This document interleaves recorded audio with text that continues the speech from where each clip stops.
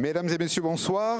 Désolé pour ce petit retard, ce quart d'heure bourguignon avant de parler ensemble de 2024. Voici une petite rétrospective de l'année qui vient de s'écouler. Nous demandons aux enfants présents dans la salle de bien vérifier que leurs parents ont mis leur téléphone en mode avion. Merci les enfants.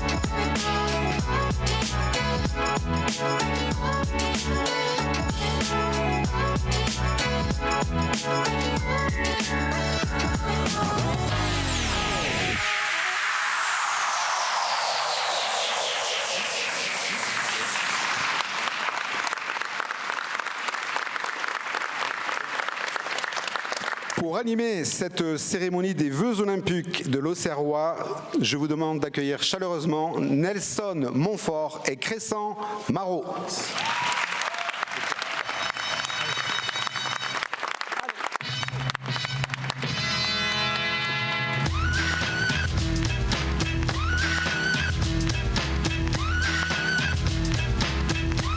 You're welcome, Nelson. Je pensais qu'on avait le maire d'Auxerre, je ne savais pas qu'on avait Michael Jackson. Moi, ça me fait pas encore. Le moonwalk, plaisir. Je me suis entraîné, mais j'ai pas réussi. Bon, ceci dit, ça nous fait extrêmement plaisir, vraiment extrêmement plaisir d'être parmi vous ce soir. Alors, nous avons répété cette cérémonie avec Crescent, mais le connaissant, je pense qu'entre la répétition et le live, il va y avoir pas mal de différences. Et notre but finalement est de passer une bonne soirée. Voilà, une bonne soirée avec quelques surprises. Et voilà, que tout ceci se passe dans la franche bonne humeur. Alors, nous sommes également soucieux, mon cher Crescent, de maintenir les délais, n'est-ce pas? Alors pour moi, ça ne devrait pas être trop difficile, vu que mon surnom dans l'audiovisuel, Nelson Montfort, c'est Melson moins fort. D'accord. Je pense que là, ça ne devrait pas trop... Et alors, je vous éviterai également la traduction américaine de mes propos pour gagner un peu de temps, quitte à en décevoir. Non, il y aura peut-être une ou deux petites surprises, rassurez-vous. Et bien, nous allons commencer par le commencement, à moins, mon cher Crescent, que tu aies quelques mots à dire, parce qu'après tout, tu es ici chez toi. Enfin, c'est ce que j'ai cru comprendre. Voilà. Nous sommes dans l'Auxerrois, donc tout d'abord te remercier d'être parmi nous ce soir, Nelson, parce que c'est un grand honneur sur cette séquence orientée sur le sport, et il nous paraissait normal que tu nous accompagnes sur cette cérémonie des vœux avec comme fil rouge le sport. Vous remercier d'être venus nombreux malgré les conditions climatiques, parce qu'on a toujours, en ce moment, on est en système d'alerte, donc il faut qu'on soit très vigilant. Donc en repartant tout à l'heure, soyez prudents, parce qu'on nous annonce que ça glisse un petit peu, sinon le préfet va me tirer les oreilles. Je sais que la secrétaire générale doit être parmi nous, donc elle nous surveille. C'est aussi essayer de mettre en perspective ce qui va se passer dans l'Auxerrois, parce qu'on souhaitait vraiment mettre l'accent sur l'acte 2, donc vraiment la transformation, un peu l'accélération de cette transformation à travers tous les projets qu'on a initiés. Donc pour initier ces projets, il faut être une équipe, et c'est aussi l'esprit un peu du sport, donc de travailler en équipe, et dans l'Auxerrois, on essaye de maintenir cet esprit d'équipe, Nelson. Tout ceci me va très très bien. Alors, nous avons décidé de construire cette soirée en deux, finalement un peu comme une rencontre de sport. Il y aura donc 2 mi-temps et puis il y aura une pause. Comment ? Que 2 ? Non, alors justement, il faut suivre. Il y a 2 mi-temps. Entre les 2 mi-temps, il y aura une surprise et à la fin de la 2e mi-temps, il y aura une prolongation en forme de buffet. Si vous en êtes d'accord. C'est la 3e mi-temps. C'est la 3e mi-temps, exactement. Je suis rassuré, ça va. Alors en fait, donc le fil rouge, n'est-ce pas, the red thread, le fil rouge. Oui, non, mais voilà. Donc comme ça, c'est fait. Je peux faire mieux. Mais... Alors le fil rouge, c'est donc à la fois le sport et puis tout l'apport en dehors du sport sur les équipements, etc. dont nous allons évidemment parler. Non, j'allais dire assez longuement. On ne va pas en parler. On va essayer de ne pas en parler trop longuement, n'est-ce pas ? On a déjà mal commencé, Nelson. Voilà, exactement. Alors, mais enfin, le fil rouge, c'est vrai que c'est quand même le sport. Il y a d'ailleurs, mon cher Crescent, y a-t-il un lien pour toi entre le sport et la politique ? Alors la question est peut-être un petit peu délicate, je ne sais pas. Mais est-ce que donc, quels sont les rapports entre... Si on veut gagner du temps, je te réponds non. Mais bon, le but du jeu, c'est aussi de répondre. Ouais. Et je vais te répondre par l'affirmative. Donc effectivement, il y a un lien entre le sport et la politique. Bien sûr, si on veut faire la politique, de la vraie politique, la politique dans l'intérêt général, la politique au service d'un territoire. Et en tout cas, c'est ce que l'on essaye de faire dans l'Auxerrois. On essaye de travailler de façon collégiale. C'est pas toujours facile de partager les mêmes enjeux, la même vision, la même ambition pour un territoire, mais on essaye quand même de l'inculquer, de le développer, et je sais que je peux compter sur les élus de la ville, les élus de l'agglomération, pour essayer de cultiver, de développer cet esprit d'équipe, cet esprit un peu sportif, le côté challenge, défi. Donc c'est un peu le défi qu'on s'est fixé pour l'Auxerrois, c'est de le transformer et de devenir un territoire attractif. Eh ben, ça tombe très très bien, puisque les élus, ils sont là, et ils vont donc venir occuper les... Non, vous avez sorti les mascottes, là, extraordinaire, oui. Les friges, là, les mascottes. Il y a la mascotte olympique et puis il y a la mascotte paralympique. Elles se ressemblent un petit peu, donc, sauf au niveau des jambes. Vous allez. On nous les a prêtées et il ne faut pas qu'on oublie de les rendre ce soir. Je sais que Grégory doit être parmi nous et donc là j'ai des consignes. Très bien. Voilà. Bah, c'est effectivement très. Et en plus, non seulement vous avez les friges, mais également il y a la torche olympique et une flamme olympique, une torche olympique. Donc on a celle de Pékin qui était vers toi. Et c'est l'original en plus. Oui. Et on vous présentera celle de Londres dans quelques instants. Absolument. Alors, justement, nous vous demandons donc d'accueillir tous ceux que tu connais naturellement. Ils sont assez nombreux. Ils font l'amitié d'être ici ce soir. Tous les élus d'Auxerre et environ, bien entendu. La team des élus de la ville d'Auxerre et de l'agglomération auxerroise.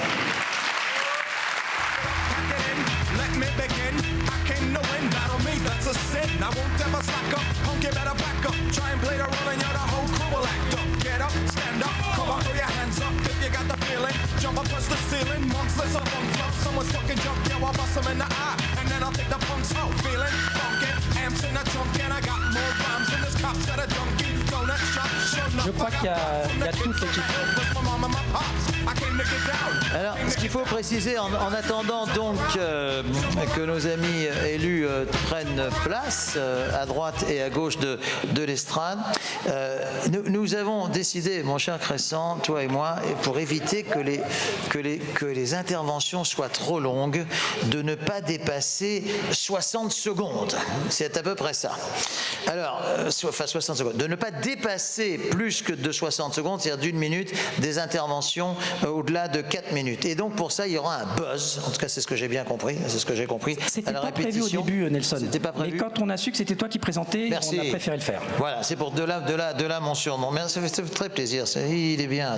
Alors, la première séquence, c'est donc la séquence sport numéro 1, comme nous l'avons appelé, Crescent. C'est donc le passage du relais de la flamme olympique. Alors là, c'est un moment très important qui va donc avoir lieu, je crois, au mois de mai. C'est bien ça ? Juillet. Ben voilà, je vois qu'on suit bien. La flamme va passer dans l'Auxerrois, dans le département de Lyon. Elle va traverser plusieurs villes.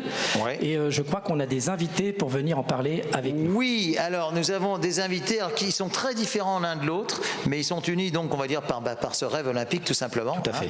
Lola Gatelier et Grégory Dort. Donc Lola qui est la maire du conseil municipal des jeunes et Grégory qui est le premier vice-président du conseil départemental de Lyon. Voilà.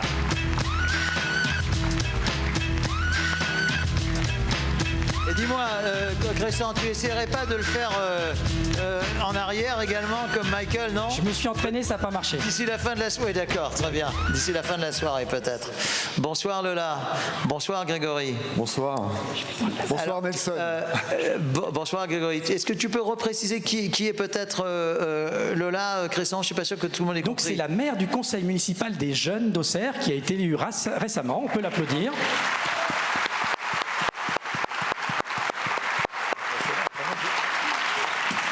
Et Grégory, lui, est premier vice-président du conseil départemental de Lyon et maire de Pont-sur-Yonne. Hein, et Lola nous a fait le plaisir de nous apporter la flamme, donc la torche des Jeux Olympiques de Londres.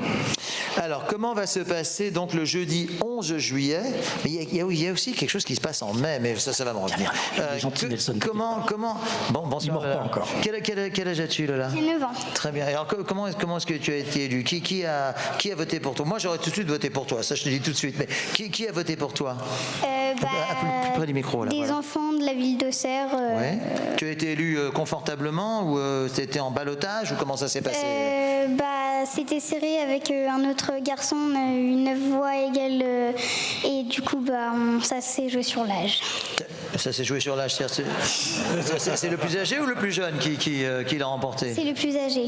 C'est toi? Oui. Il est vrai que tu es très âgé, donc très bien Lola. Et alors vous, mon cher Grégory, comment ça va se passer? Parce que c'est un grand moment donc qui est prévu. Bonsoir à toutes et tous. Je voulais tout d'abord excuser notre président, Patrick Gendreau, qui est empêché ce soir. Je salue l'ensemble C'est quelqu'un que j'ai le plaisir de connaître. Et tout à fait. Il m'a transmis effectivement son bonjour pour vous. Donc le département de Lyon, effectivement, a souhaité, sur cette journée olympique du 11 juillet, la flamme olympique passera dans Lyon le 11 juillet. Le 11 juillet toute la journée, donc c'est toute la journée, et a souhaité effectivement que cette flamme... 15 jours de l'ouverture, c'est le 26 juillet, je crois. Tout à fait, et à l'écran apparaît toutes les villes qui vont être traversées par la flamme dans le département de Lyon. Voilà, donc 7 communes qui seront traversées. Auxerre, Avallon, Chablis, Migène, Saint-Fargeau, Sens et Vézelay. Et Auxerre. Tout à fait. Tout à fait. Donc effectivement, le département s'est positionné et le coût de cette flamme pour une journée dans Lyon, mais pour l'ensemble, est de 180 000 €. Tout à fait. Mais les élus, effectivement, qui sont une team, il y a certains représentants de la team Lyon, ici du département, ont pensé que c'était un investissement profitable et bénéfique pour le département. Pourquoi ? Déjà pour ses valeurs, la flamme de l'olympisme, effectivement des valeurs de paix, d'amitié entre les peuples, ce qui n'est pas rien en 2024. Vous savez que 2024 est une année relativement à risque avec des élections américaines en Iran. Donc je pense que les élus de Lyon ont eu du nez, ont eu du flair. Oui, il y a des élections en Iran. Ah, je ne savais pas que c'était un pays qui provoque des élections.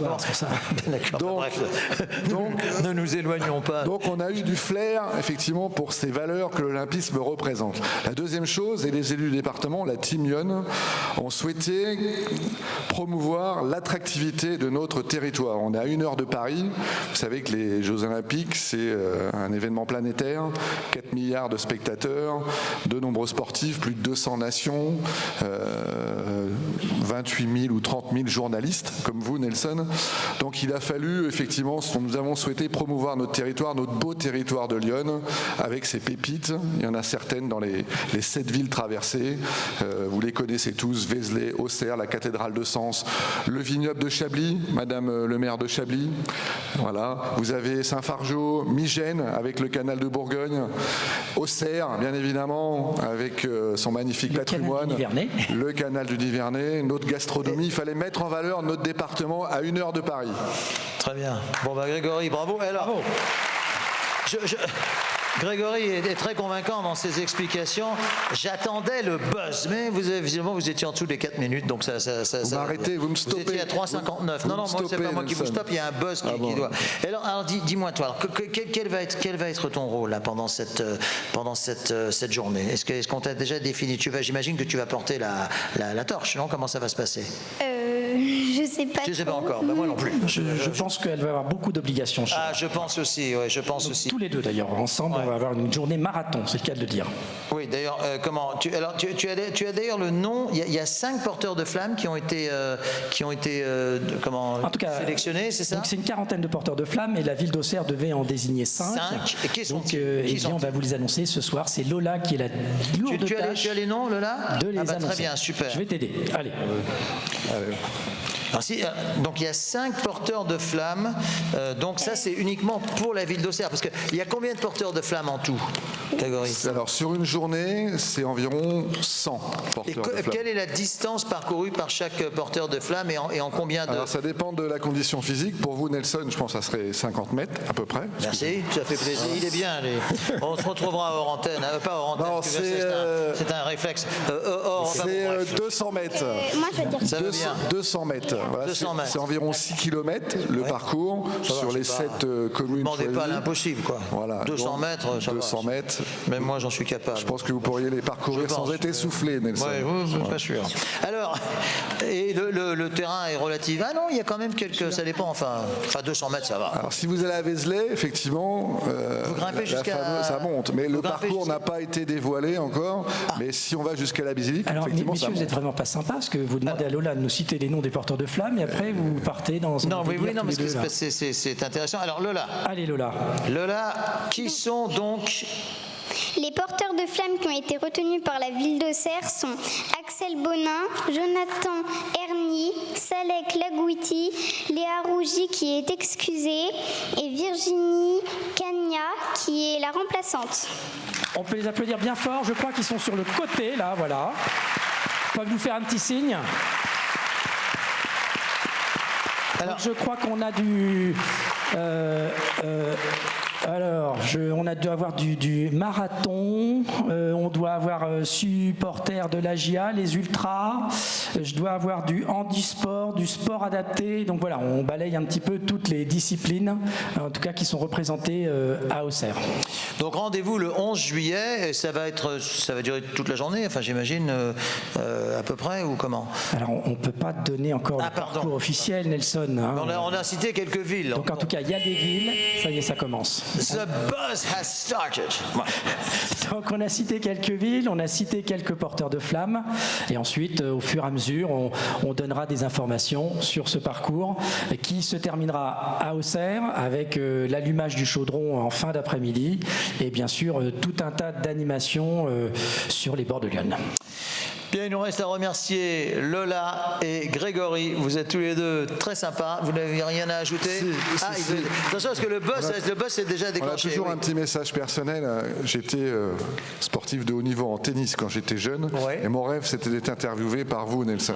Donc ce rêve se réalise aujourd'hui comme le rêve d'accueillir la flamme dans Lyon le 11 juillet dans toutes les villes de notre beau département de Lyon. C'est sympa, Grégory. C'est sympa. Merci Grégory. Merci Lola. Tu vas ramener le micro comme ça. Voilà. Super.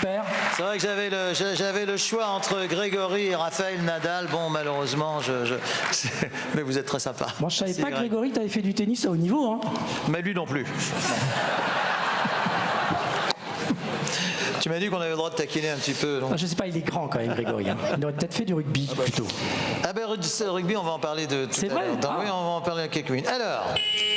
Là, ça commence très mal. Le boss, stop, assez, boss plus sifflet. Alors, mon cher Crescent, présentation du projet numéro 1, donc extra sportif, on va dire, puisque vous avez compris, si vous suivez, il y a à la fois le sport et le reste, mais qui n'est pas rien. Et puis on aurait été, tout à l'heure on dirait un petit mot sur la culture et la musique, mais ça on vous en réserve la surprise, puisqu'il y a quelques personnes dans la salle qui sont concernées. Alors, quel est le projet numéro 1? Il s'agit d'un lancement de transport à la demande intitulé Flexibus. C'est ça, mon cher Nelson. Donc, c'est un nouveau service de transport, donc dans le cadre de la nouvelle délégation de service public qu'on a confiée à la société Keolis. On a mis en place un nouveau service qui s'appelle le Flexibus. Donc il y a 3 types, il y a le transport urbain, le périurbain et le rural. Et donc le Flexibus va plutôt se destiner pour le rural et le périurbain. L'objectif, c'est de permettre, quel que soit l'endroit où on habite dans l'agglomération, de pouvoir se rendre sur Auxerre, sur l'Auxerrois, à travers 13 pôles d'attractivité. Donc par exemple, demain, vous habitez Lindry, vous pourrez vous rendre à l'hôpital, à la gare, au marché, au centre-ville, dans des zones d'activité économique, dans des zones d'activité commerciale, dans des maisons médicales.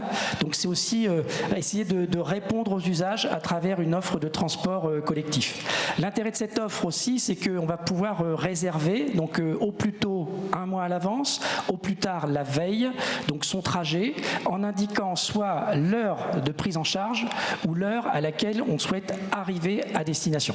Et ensuite, vous avez un système, donc vous pouvez le faire par téléphone, par internet, vous pouvez le faire aussi sur les applis mobiles. On vous parlera d'une application qui s'appelle Auxerre et moi, sur lequel vous aurez le lien pour aller sur l'application Flexibus.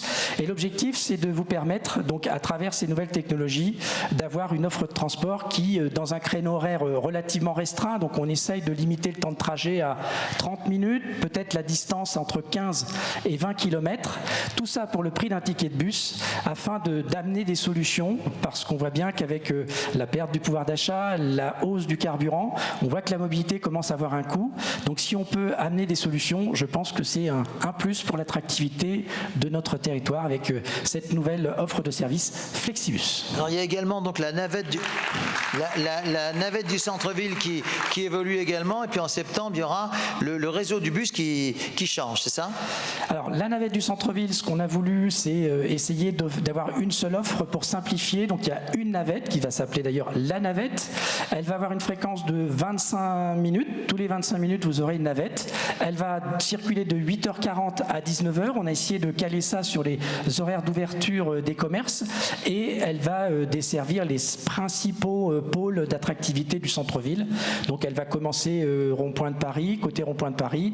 Elle va desservir le secteur de l'abbaye Saint-Germain, le secteur du quartier du Pont, le secteur du centre-ville, place des Cordeliers, pour ensuite arriver sur place de l'Arquebuse et le parking de l'Arquebuse. Donc c'est une navette, elle est gratuite. Pareil, on essaye d'amener des solutions qui renforcent l'attractivité commerciale et permettent de ne pas avoir besoin de la voiture pour rentrer dans le centre-ville.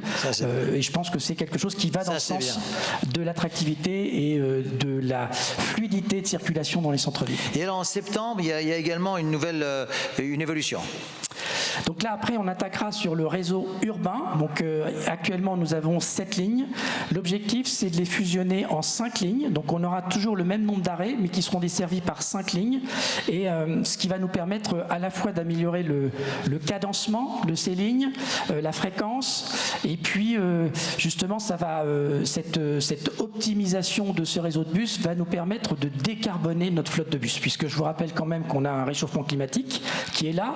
On doit limiter la production des gaz à effet de serre, et donc la mobilité qui grosso modo représente un tiers des gaz à effet de serre, c'est un enjeu majeur. Donc il faut qu'on essaye de travailler. Les collectivités doivent être exemplaires sur cette décarbonation, donc c'est ce qu'on va faire sur notre mobilité. Donc par exemple le Flexibus, ce seront des navettes électriques. Les bus de centre-ville, donc la navette de centre-ville sera électrique. Les bus du réseau urbain seront à hydrogène, donc on va avoir des bus neufs, des bus rétrofités. Les transports scolaires, on sera sur des technologies dites HVO, donc ce seront des biocarburants. Donc ça, on essaiera justement de valoriser. L'objectif, encore une fois, c'est de vraiment limiter notre impact carbone à travers la mobilité. On ira également, et donc pour accompagner cette décarbonation des bus, il faut être en capacité de développer nos compétences. Donc on va construire un nouveau dépôt de bus dans lequel on pourra faire la maintenance des bus à hydrogène, parce que ça demande des compétences nouvelles. Et puis on essaiera aussi d'emmener nos clients, parce que c'est Keolis, c'est leurs clients, leurs passagers, les amener à profiter de ce que peut amener la technologie.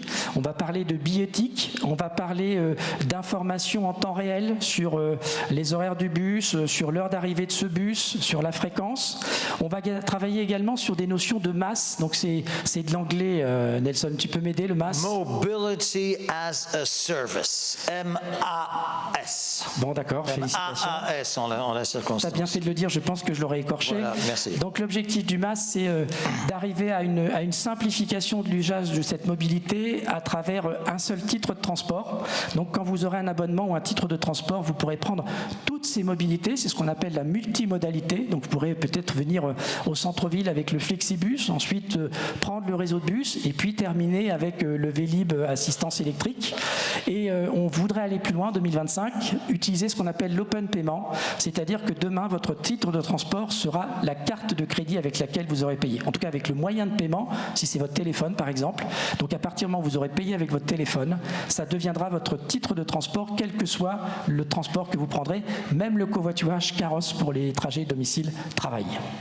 Ouais, donc c'est une vraie priorité, on le sent en t'écoutant. Alors, il y a donc une deuxième, enfin, il y en a plus qu'un, mais le projet numéro 2, c'est la livraison de l'iconique place Maréchal Leclerc qui est très attendue par les Auxerrois. On voit ça ici grâce à cette illustration vidéo. La place du Maréchal Leclerc, l'ambition, c'est de démontrer ce que peut être les centres-villes de demain par rapport, encore une fois, à ce réchauffement climatique qui est là. J'allais dire, les climato-sceptiques, je les entends plus trop. On sait qu'il y a un réchauffement climatique. On n'en connaît pas toujours très bien la raison. On sait que l'activité humaine accélère ces phénomènes de réchauffement climatique. Et on voit bien que dans une région comme la nôtre, qui globalement a le taux d'ensoleillement de Bordeaux il y a 20 ans, donc on voit bien qu'il se passe des phénomènes.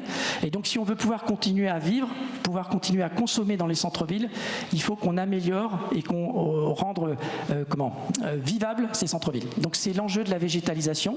Cette place, c'est quand même un enjeu majeur dans le sens où on va essayer de démontrer ce que peut être les places demain dans le centre-ville d'Auxerre. Beaucoup de villes ont commencé à le faire. Je vois à Troyes, on a eu des exemples de végétalisation de places, donc avec une requalification des espaces publics. Donc c'est le projet qu'on veut mettre en œuvre sur cette place. Il se trouve que c'est une place historique et donc il y a des vestiges. Donc on est contraint par des fouilles archéologiques pour mieux connaître l'histoire de la ville d'Auxerre. Je sais que tu es un féru d'histoire. Elle remonte à quand? Ce qu'on a pu fouiller jusqu'ici ou peut-être trouver. On est fin de l'âge de bronze. Ah oui, c'est ça, c'est très très ancien. Ouais. Donc là, il y a clairement sous cette place, il y a les prémices de la fortification, le castrum de la ville d'Auxerre historique. Donc les premières fortifications de cette ville. Donc effectivement, on ne peut pas aménager cette place sans connaître, améliorer notre connaissance de l'histoire de cette ville.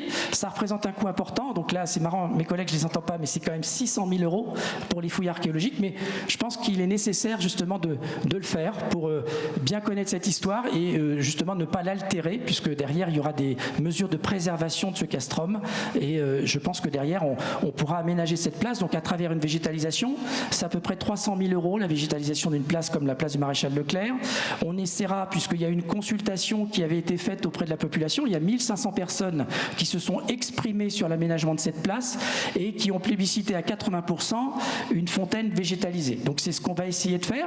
Donc ça a un coût, une fontaine végétalisée, c'est à peu près 300 000 €. Mais je pense qu'à la fin, on aura un espace très agréable, puisqu'on va essayer d'améliorer aussi l'activité des commerces qui sont en périphérie en permettant l'aménagement de terrasses. Donc on va pouvoir pleinement profiter de ce poumon vert qui sera dans l'hypercentre de la ville d'Auxerre. Et quelles sont les échéances? Là, nous sommes en janvier. Quelles sont les... Donc ce qu'on espère, mais je reste toujours très prudent, parce que quand on est en phase de réalisation de travaux, surtout dans des hypercentres avec un caractère historique important, en théorie, cette place devrait être livrée pour l'été 2024. Donc si tout se passe bien, on devrait pouvoir être à l'ombre et boire un coup ensemble, Nelson, cet été. Rendez-vous est pris. Entre deux épreuves olympiques, c'est parfait. Bien, alors, c'est bien, ça s'enchaîne bien, puisque nous arrivons à la deuxième séquence sport. Hein, vous avez bien compris, donc il y a la séquence sport et puis la séquence, on va dire, équipement, aménagement et autres. Et alors là, il va y avoir du sport à Auxerre en 2020. Bon, déjà, il va y avoir beaucoup de sport en 2024, c'est une année. C'est je pense, en plus, compte tenu des calendriers rattrapés suite à la crise sanitaire, etc., je pense que pour la France, l'année 2024, même en dehors des JO, est peut-être l'année la plus sportive qu'il y ait eu depuis bien longtemps. Nelson, je te rassure, il y aura du lourd. Hein.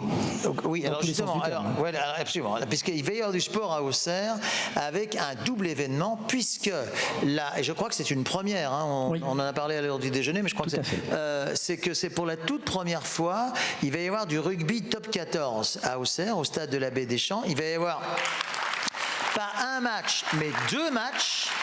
2 matchs, et pour disputer ces matchs, il va y avoir l'une des meilleures équipes de France, même l'une des meilleures équipes d'Europe, à savoir le Racing 92, qui est représenté ici par, alors je crois que c'est son nom, parce que j'avais rencontré dans une réunion à Paris, son ancien entraîneur qui est devenu président. Enfin, c'est le président, voilà, tout à fait. Je pensais que le président c'était Jackie Lorenzetti, mais je sais pas, je dois me... Non, maintenant c'est Toto. Pardon? C'est Toto. C'est qui Toto? C'est le président. Ah, c'est Toto, ouais. Voilà, Toto. Eh bien, mon cher Toto, je parle comme Guy Lux et Léon Zitrone. Eh, mon cher. Alors, il s'agit donc de Laurent Travers, dit Toto pour les intimes, président du Racing. Président du Racing. Baptiste Malherbe, qui lui est président de la JA. Tout à fait. Voilà. Enfin, Malherbe 20. Ça, c'est voilà. Ouais. Et il y a 3 joueurs du Racing 92 et qui ne sont pas n'importe qui. Camille Chat, Fabien Sanconi et Baptiste Chougenou. Alors là, ils vont donc arriver sur cette scène. Voilà.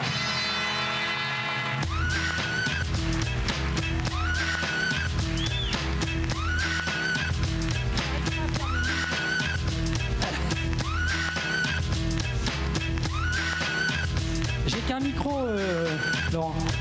Approchez, messieurs, approchez. Alors, pour la petite histoire, Camille Chat est né à Auxerre. Enfin, j'espère ne pas me tromper. Et il a débuté à Toussy. Non, c'est pas lui. Avant de rejoindre. Bonsoir à vous tous. N'importe quoi, t'as le droit de le plaquer. Bonsoir. D'accord. Je ne savais pas que votre surnom était Toto. Bonsoir, président Malherbe. Bonsoir à tous. C'est toujours un vrai. Franchement, c'est très sincère. C'est toujours un vrai plaisir de recevoir des rugbymen et de parler avec des rugbymen. C'est un vrai plaisir. Alors peut-être la première question. Moi, j'hésite à vous appeler Toto parce que Laurent, c'est pas Thomas. Thomas, on peut dire Toto, mais non, c'est mon surnom. Oui, ça j'avais compris. Laurent, qu'est-ce qui vous a décidé à venir? Alors déjà, je suppose parce que l'U Arena est indisponible, c'est ça? J'imagine que c'est ça. Paris La Défense Arena, vous l'avez vu. Alors, donc, tout d'abord, bonsoir mesdames, bonsoir messieurs. Au nom du Racing 92, nous vous souhaitons tous nos vœux.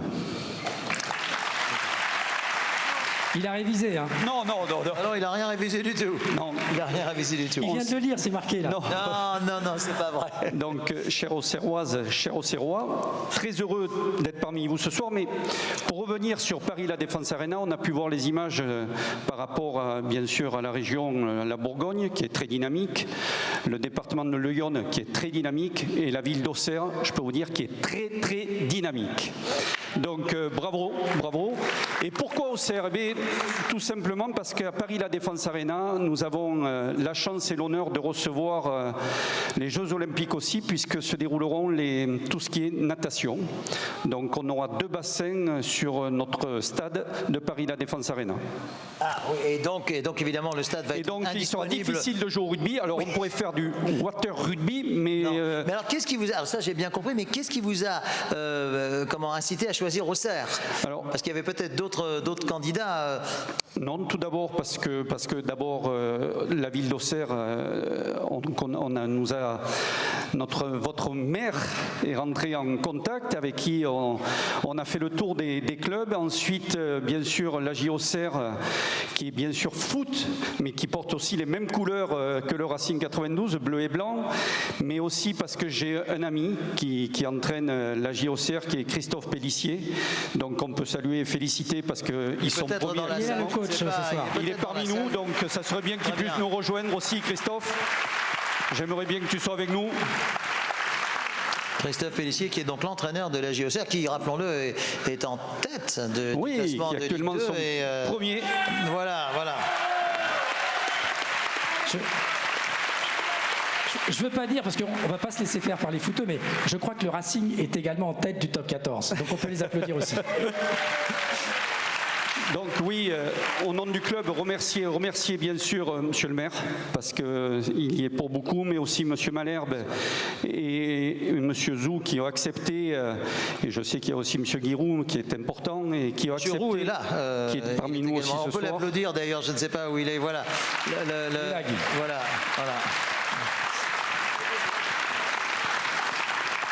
Et donc, on est vraiment, mais vraiment très heureux de venir jouer donc à Auxerre. Le premier match aura lieu le 11 mai. Oui. Et j'espère on recevra l'équipe de Bayonne et que vous serez tous derrière l'équipe du Racing pour nous soutenir et faire en sorte de, bien sûr, remporter ce match sur les terres auxerroises. Mais par rapport à ça, ce qui est très, très important, et je tiens à le dire, et j'espère que le 11 mai, on pourra fêter, j'espère, la montée de Auxerre en Ligue 1. Je comprends pourquoi Jackie t'a désigné comme président, Laurent. Alors peut-être un petit mot alors avec le président de la JOCR là pour le coup, puisque bon c'est un. Mais je trouve que vous ressemblez un petit peu tous les deux. Je sais pas. Je trouve que non mais ça c'est vrai. Je sais pas. On va se mettre à côté, on va voir. Qu'est-ce que vous en pensez alors ? Il y a un petit air, non ? Il y a un air de famille. Président. Donc bon, j'imagine que vous ce que vient de dire Laurent, Toto, vous le partagez. On sent une vraie amitié entre vous et peut-être même au-delà entre vos deux sports. Oui, tout à fait. On est des amoureux de sport. On est des amoureux de notre territoire et on s'est dit on a la chance d'avoir un beau stade à Auxerre grâce aux collectivités qui nous aident depuis des années, grâce à l'épopée de la GIA emmenée par Giroud et Jean-Claude Hamel. Et d'avoir la chance de ce stade, autant le faire profiter aussi à d'autres sports. Et si on peut amener des événements comme 2 matchs du top 14 sur l'Auxerrois, c'est du plaisir pour les amoureux de sport, c'est de l'activité pour l'Auxerrois. Et nous, on est là aussi pour ça, pour que le territoire vive et passe des bons moments, comme on essaie de le procurer tous les 15 jours à nos supporters très nombreux. Et je remercie Christophe Péissier, son staff et les joueurs qui nous offrent beaucoup de plaisir cette année. Voilà, en espérant donc une belle fin de saison en apothéose, plus les 2 matchs du Racing. Ce qui serait bien, c'est qu'une fin de saison en apothéose pour les 2 équipes, en fait, d'une certaine manière. Camille, comment est-ce que vous sentez les choses ? Vous avez un micro. Très bien. Pour l'instant, on a encore beaucoup de travail à faire, mais on est sur la bonne lancée, comme la GIA d'ailleurs. Donc j'en suis ravi. J'aimerais peut-être un petit mot avec vos deux coéquipiers, qu'ils disent un petit mot. Pour l'instant, ça se passe très très bien. Mais alors, quand vous allez venir jouer au Auxerre, est-ce que vous avez, parce que c'est un match normalement, vous êtes à domicile. Donc, est-ce que vous allez amener vos supporters ? Est-ce que les Auxerrois seront plus derrière vous que vers Bayonne ? Comment ça risque de se passer ? En tout cas, on espère que nos supporters feront le déplacement et que les locaux viendront aussi nous supporter. En tout cas, regarder et s'intéresser à notre sport. Donc voilà, c'est une opportunité pour nous aussi de montrer un sport différent qui est peut-être pas vraiment habituel ici. Vous partagez cet avis, j'imagine ? Oui, complètement. Donc j'espère que beaucoup d'Auxerrois viendront nous supporter et nous encourager en tout cas. Je crois qu'après la soirée de ce soir... Après la soirée de ce soir, j'ai l'impression que tout le public d'Auxerre sera... Un petit mot peut-être avec Christophe. Alors, vous allez donc prêter votre pelouse. Alors, parfois comment que la pelouse de rugby est parfois un peu plus abîmée, voilà, qu'une pelouse de football. Vous allez là... Non, mais là, c'est différent. Là, ils sont 5 ou 6, là, ça va. Bon, vous avez encore 2 minutes, oui ? Oui. Allez-y, Christophe. Ne vous laissez pas impressionner par ce diable de buzzeur. On a un deal avec Toto. Les mêlées sont interdites sur ce match-là. On est en train de se faire passer le règlement au niveau du top 14, mais bon, on espère qu'ils nous rendront une pelouse le 19 mai, puisque c'est notre dernier match. Oui, parce que alors, du coup, il va y avoir un match, puis la finale, la fin du top 14, avant les phases finales, et ensuite vous allez rejouer pour le championnat de Ligue 2, les dernières journées, j'imagine. Il restera un match. Ah ouais. Un match, mais ça sera l'apothéose. Oui, alors, Champagne. Enfin, il restera de toute manière un match, mais ce qui serait bien, c'est que vous soyez... Chablis, pardon, c'est Chablis ici. Exactement. Pardon. Tu l'as goûté déjà. Je l'ai goûté, il est bon. Très bien. Écoutez, je crois que... Oui, Christian, Laurent avait peur parce qu'il est venu dans un terrain dans un univers de foot, et donc il est venu avec ses gardes du corps. C'est pas des joueurs, c'est des gardes du corps. Et alors j'ai entendu dire que vous deviez sans doute nous quitter peut-être un petit peu plus. Non mais là... Nelson, ça dérape. Non mais je m'apprêtais à expliquer la raison pour laquelle ils sont tellement sympas de venir, parce qu'ils doivent nous quitter un petit peu plus tôt, parce que samedi soir, ils jouent. Non, absolument pas. Quoi ? Tu t'es trompé, Nelson, parce que Nelson est un supporter du Stade Toulousain. Ok, mais c'est un bon... Donc il allait parler de Toulouse. Mais non, je dis que vous allez jouer samedi soir contre le Stade Toulousain, c'est bien ça, non ? Samedi, on reçoit Cardiff. Coupe d'Europe. Et c'est le week-end d'après qu'on reçoit Toulouse. Ah, d'accord. Mais après, personne n'est parfait. Hein. Ouais, merci, non, surtout pas moi. Alors, d'ailleurs, le Stade Toulousain, c'est une toute petite équipe. Donc, et Laurent, pour la petite histoire, Christophe me disait qu'il était vachement copain avec Didier Lacroix. Oui, non mais en fin de compte, il est copain avec tout le monde. Je suis toulousain. Oui, mais bon. Didier Lacroix, qui, rappelons-le, est le président du Stade Toulousain. Il est né à Revel, donc à partir là. Il est pardonné, c'est ça. Ouais, on est obligé de ne pas faire autrement. Quoi. Donc ça ne te gêne pas si un jour on reçoit le Stade Toulousain, la GIA? Je pense qu'il vaut mieux. Alors vous pouvez les recevoir, mais que s'ils jouent contre nous. D'accord. Bon. Donc ça veut dire que tu reviendras au Cerf après? On reviendra. Okay. Promis, on reviendra. Non, mais on est, mis à part, on a été très très très bien reçus, que ce soit par le club de la GIA, mais aussi par la mairie. Et je sais que je l'ai répété, mais on sent vraiment une dynamique, que ce soit au niveau du département et de la région. Et on sent vraiment qu'au niveau de la mairie, que ce soit sur le niveau, au niveau sportif, on voit qu'il y a vraiment une dynamique. Et donc j'espère qu'une chose, que vous serez là pour nous encourager, crier fort. Donc vous avez l'habitude d'être toujours derrière la GIA. Et bien, on vous demandera pour une fois d'être derrière le Racing 92. Voilà, c'est bien dit. Merci Laurent. Voilà, merci de nous avoir rejoints, Laurent, Christophe et vous tous. Bon entraînement. Au 11 mai, on compte sur vous pour le 11 mai. Merci. Le meilleur pour vous. Le meilleur pour vous. Merci Christophe. Monsieur le Président. Laurent. Rentrez bien. Salut coach. Alors, bon, là c'est vrai que ça a un petit peu buzzé, Christophe, mais enfin là je trouve que ça valait la peine, non, ça a buzzé. Donc on est d'accord, on souhaite que la GIA monte en Ligue 1. Alors ce qui serait l'idéal, évidemment, c'est que, vu l'état de la pelouse, c'est que vous soyez champion de France avant le dernier match, parce que du coup, le dernier match serait... c'est possible, après tout. Je sais pas, en tout cas, on va voir avec le coach, mais en tout cas, on peut souhaiter à la GIA, bien sûr, de remonter en Ligue 1. On peut souhaiter au Racing d'être à minima qualifié pour les phases finales et pourquoi pas champion de France. Voilà. Et puis, je voudrais faire aussi un petit clin d'œil, parce qu'il se trouve qu'on a un club de rugby à Auxerre, donc on peut souhaiter au RCA de se maintenir en Fédéral 2, parce qu'ils le méritent. Ils sont jeunes, ils sont vaillants. Et je pense qu'ils ont les capacités à se maintenir en Fédéral 2.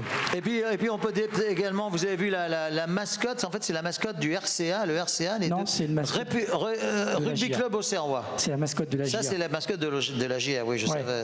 On a une mascotte au RCA, mais c'est pour d'autres choses, je t'expliquerai. C'est plutôt la troisième mi-temps. Ça peut se dire quand même. Mais il y a le Rugby Club Auxerrois. Tout à fait. Qui évolue en quel... Fédéral 2. Fédéral 2. Ça veut dire Fédéral 2, c'est quelle division? Top donc 14, on est 4 divisions en dessous le top 14. Oui, donc il y a quand même encore un petit peu de chemin. Voilà. Bon, on recrute, si tu veux, Nelson. Non, mais j'essaie, lui, il me taquine, donc je taquine encore un petit peu. Donc, RCA, c'est amateur, donc. Non, mais ne me cherche pas trop, parce que mais je te pose des questions. Non, mais c'est 4e division, c'est encore amateur. Je veux dire, oui, c'est amateur. Fédéral, on est au niveau amateur. Présentation du projet numéro 3. Oui. C'est la livraison de la salle Volabel. Oui. Alors, de quoi s'agit-il? Je pense qu'il y a une petite vidéo. Il y a toujours une petite vidéo, Nelson, parce que l'idée, c'est de montrer aussi qu'on ne travaille pas que sur les infrastructures sportives. On a des salles emblématiques. La salle Volabel, ça fait partie du patrimoine de l'Auxerrois, puisque c'est un vestige de l'univers Guillet, donc une grande industrie qui a compté jusqu'à 2000 salariés. On a encore la halle Guillet, on a encore certaines maisons. On a un château vers Moneto, on a le muséum aussi d'histoire naturelle qui fait partie des vestiges Guillet. Et donc la salle Volabel, c'était la salle des fêtes et le réfectoire des entreprises Guillet début XXe siècle. Donc il se trouve que cette salle était dans un état relativement vétuste. Ça faisait plusieurs années que les différents mandats ont essayé de se dire mais faut qu'on la réhabilite cette salle. À chaque fois on reculait l'échéance. En tout cas nous on n'a pas hésité, on a pris nos responsabilités et on a profité aussi du plan de relance avec l'État, parce que c'est vrai que ça a permis de compléter le plan de financement, parce que c'est un projet à hauteur de 3 millions d'euros quand même, donc c'est quand même conséquent. Mais on va redonner ce lustre à cette salle qui, il se trouve, puisque quand on a fait les diagnostics, on a vu qu'il y avait une charpente métallique rivetée, donc qui avait vraiment une particularité, donc un intérêt architectural. Donc on va pouvoir rendre apparente cette charpente et redonner le lustre d'antan à cette salle mythique qui, je rappelle, a accueilli de grands événements. C'est le bureau centralisateur quand il y a des élections. Donc j'espère qu'en 2026, pour les élections municipales, cette salle pourra être de nouveau le bureau centralisateur où les Auxerrois venaient voir les résultats. Donc on va pouvoir y refaire des événements, des grandes manifestations pour que les Auxerrois puissent réapproprier cette grande salle. Et si tout va bien, inauguration cet automne. Si tout va bien, encore une fois, il y a tellement d'aléas quand on fait des travaux. L'objectif, puisqu'on a quand même des difficultés sur les diagnostics, il y a eu des problèmes de structure, on a des problèmes d'approvisionnement, mais normalement, si tout se passe bien, pour l'automne, on pourra inaugurer cette salle mythique qui est la salle Vaulabelle. Il y a pas mal de choses qui se passent en 2024. Hein. Ça va être une année chargée, sportive, donc il faut avoir la forme. D'ailleurs, le président de la République disait qu'il fallait faire 30 minutes de sport par jour, je crois que je vais en faire autant. Peut-être même plus. Alors, présentation du projet numéro 4, c'est la livraison du conservatoire. Alors ça, c'est quelque chose qui m'est très cher. Voilà, on va voir ça. Donc là, on a parlé de mobilité, on a parlé d'infrastructure, on va parler aussi de culture, parce que ce conservatoire, c'est pareil, c'est un vieux bâtiment. C'est un bâtiment qui a 90 ans. Qui avait eu très peu de travaux de réhabilitation. Historiquement, c'était un lycée technique. Ensuite, ça a été le lycée hôtelier Gambetta. Et puis, depuis 1994, c'est le conservatoire rayonnement départemental. Il se trouve que dans cet établissement, qui était quand même vraiment, j'insiste, dans un état limite de vétusté, on a à peu près 45 professeurs qui dispensent des cours de musique. On a 750 élèves. Donc, l'objectif, c'est de remettre à niveau cette infrastructure. On va investir environ 9 millions d'euros dans ce conservatoire pour justement permettre d'améliorer les conditions de pratique de la musique, puisqu'on va faire un nouvel auditorium en bois. On va essayer de recréer la liaison entre la salle de spectacle, le Silex, et le conservatoire. On va y intégrer aussi l'école de danse. Et puis, ce qu'on souhaiterait dans un second temps également, c'est essayer d'amener ce conservatoire à rayonnement départemental, eh bien, ce qu'il ait un rayonnement régional, pour lui permettre de faire la passerelle avec les conservatoires nationaux en intégrant la discipline théâtrale. Voilà. Ça pourrait peut-être faire venir un ou deux musiciens, ce qu'on appelle en résidence. L'objectif, alors je vois que tu es au courant de tout, Nelson, c'est incroyable. La musique, c'est enfin accompagné. Tu as des petites fiches, on t'a renseigné, c'est ça? Non, c'est pas marqué. C'est pas marqué. Donc oui, j'imagine que c'est souvent le cas, ça. En tout cas, ça fait partie des projets. On ne peut pas les annoncer pour 2024. C'est en gestation.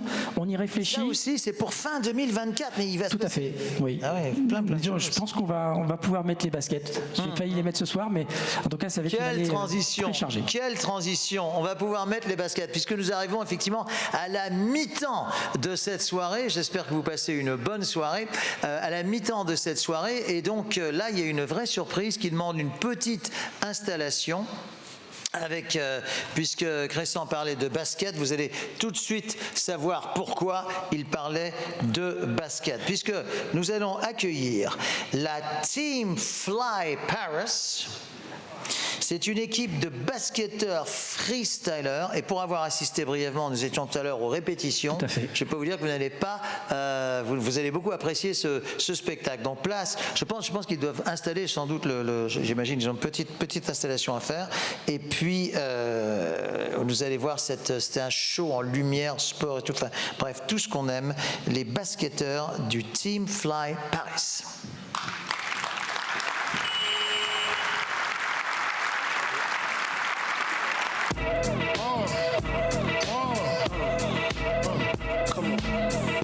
Sicker than your average. I'm a twist cabbage off instinct. Niggas don't think shit stink. Pink gators, my Detroit players. Tim's for my hooligans in Brooklyn. Dead right, if the head right, Biggie there, air night. Papa been smooth since days of under rules. Never lose, never choose to. Bruce Cruz who? Do something to.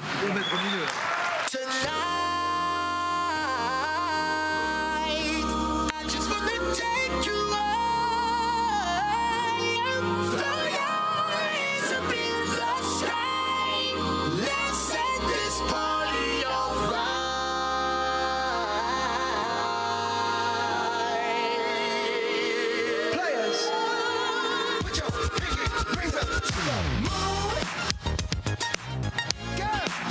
Y'all trying to do 24 karat magic in the air. Head to toe so clear. Look out! Pop, pop, it's showtime. Showtime, showtime, showtime. Guess who's back again? Oh, they don't know. Oh, they don't know. I bet they know as soon as we walk in. Showed up, I'm wearing Cuban links. Designer mix. Inglewood's finest shoes. Don't look too hard, might hurt yourself. Known to get the color red, the blue. Woo, shit. man with some money in my pocket. Keep up. So many pretty girls around me and they're waking up the rocket. Keep up. Why you mad? Fix your face. Ain't my fault they all be jacking. Keep up.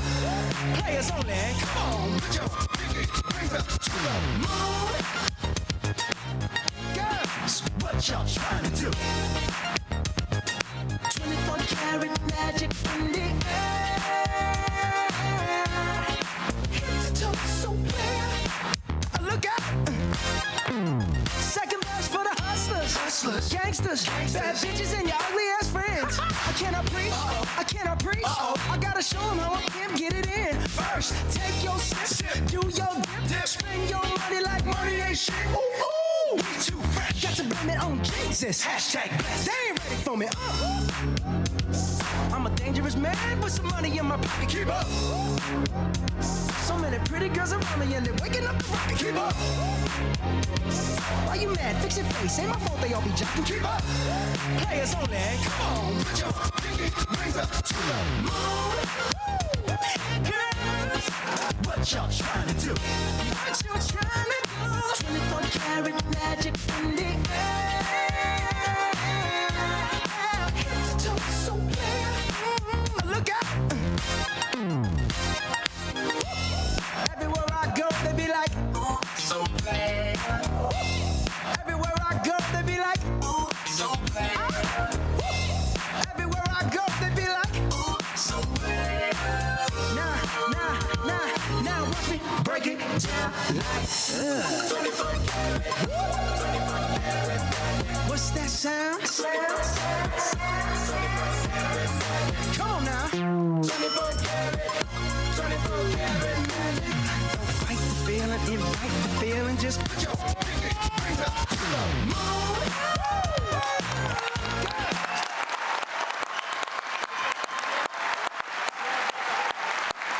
Merci beaucoup, merci beaucoup. Un maximum d'applaudissements s'il vous plaît pour l'échauffement de la Team Fly Paris.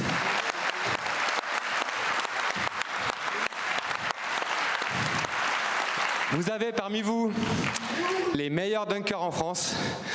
Et ces dunkers ici présents ont l'habitude de faire des concours internationaux.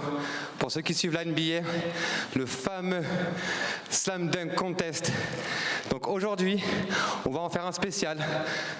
Un dunk par dunker, 2 essais maximum, et vous allez voter de l'extrême gauche au reste.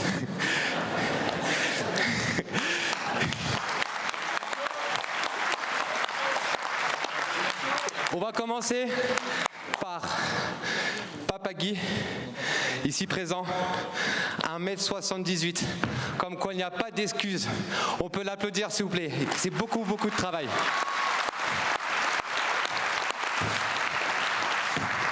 Avec une mise en préparation. Et attention, il n'y a aucun trucage. Ça n'est pas TikTok. C'est en live. Pour vous, mesdames et messieurs, on tape dans nos mains. Clap, clap. Oh! Premier essai, un rider double up. Alors là, il commence avec du très costaud. Ça va être dur de faire mieux, les gars. Deuxième essai pour Papa Guy. Allez, on reprend, on lui donne de l'énergie.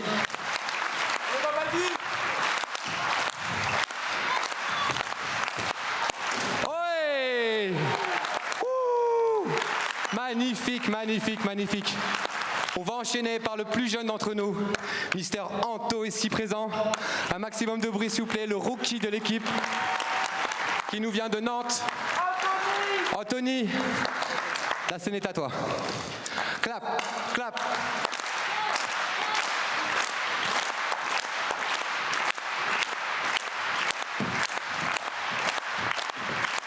Oh, 360 chaises à 2 mains, extrêmement technique, excellent, excellent. On embraye par Monsieur Steele, Monsieur Dreadlocks, ici présent. Est-ce que t'es chaud mon gars? Kefren ici présent. Attention, clap, clap.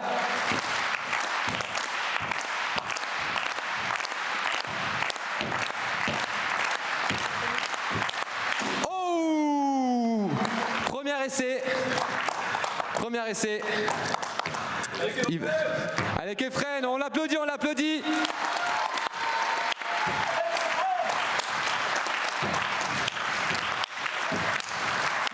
Oh, oh! Bon, on va rester à 2 essais car le timing l'oblige. C'est ça la règle du sport. Quand on tire après le buzzer, on n'a pas de deuxième sens. Mais un maximum de bruit s'il vous plaît, l'attente c'est quelque chose de très très dur. On va enchaîner par my man Loïc. Voilà, qui prépare le setup au millimètre près. Que va-t-il nous faire? Même sort, clap, clap.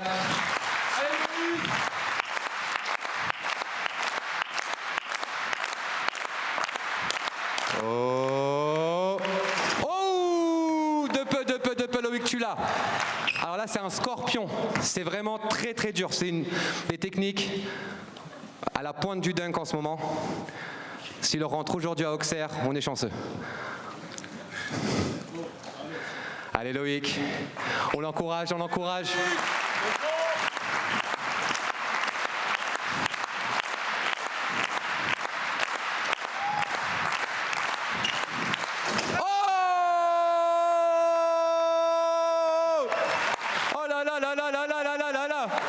Loïc! Oh là là, énervé.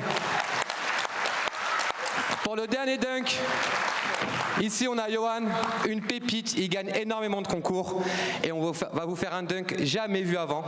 On va combiner ma dextérité en freestyle et son talent athlétique en dunk. Pour un dunk inédit. Je laisse ça, Mike.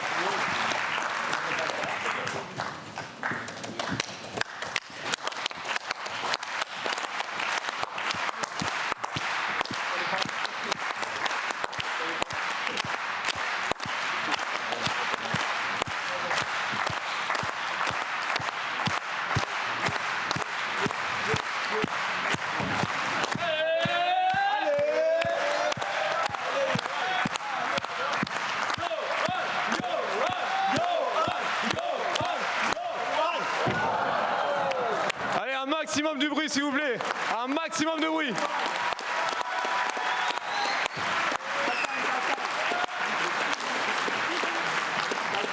Allez les gars, allez. Allez.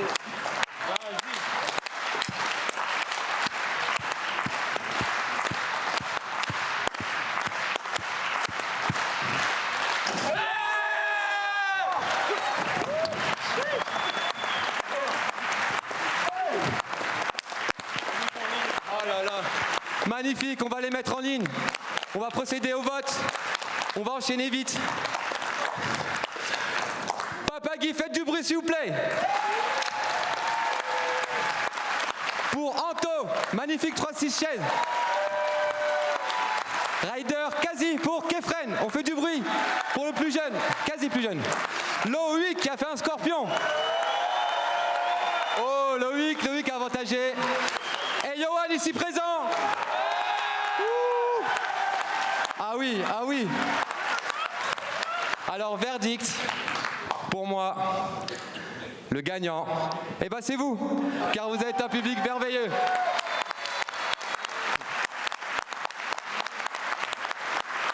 Un peu de démagogie, ça fait pas de mal. Mais bon, on a quelqu'un à mettre à l'honneur, ici présent. Quelqu'un qui en réalité nous a tout appris qu'on était enfant, qui nous a montré un trick de freestyle et que vous connaissez tous et vous ne soupçonnez pas son talent. Un maximum de bruit pour Nelson Montfort, s'il vous plaît.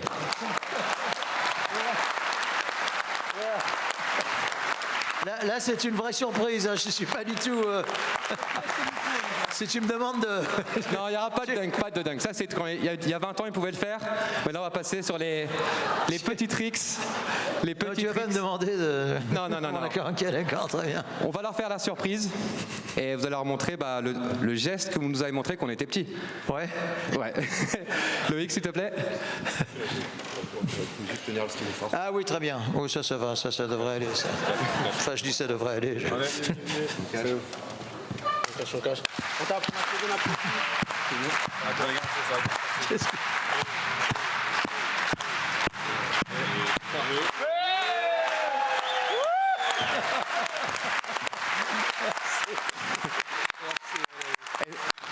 vous. Vous êtes tous très, très sympas, vraiment, c'est... Merci beaucoup. Très sympa. Vous vous produisez, parce que là, on n'entendait pas très très bien. Vous vous produisez dans différents shows, dans différents spectacles, c'est ça? Actuellement, c'est notre métier. On est dunker et freestyler professionnel. Donc, on va de ville en ville, parfois de pays en pays, pour faire des démonstrations, des initiations. Avec Émeric ici présent, voilà, qui est le manager, mais qui dunk aussi également. Et quand est-ce que s'est fondé le groupe? Enfin, Alors, 2013, car c'est un groupe qui a émergé culturellement. C'est-à-dire qu'on se connaissait du milieu, et puis on s'est professionnalisé en tant que groupe il y a 5 ans, et après on est pour certains professionnels depuis 10 ans, d'autres c'est un peu plus récent, et voilà, on essaie de garder quelque chose sur le long terme. Enfin, en tout cas, vous êtes hyper sympa, c'est visiblement partagé par tous. Continuez ce beau travail, soyez heureux, parce que vous nous rendez heureux. Voilà, super. Merci beaucoup. Super.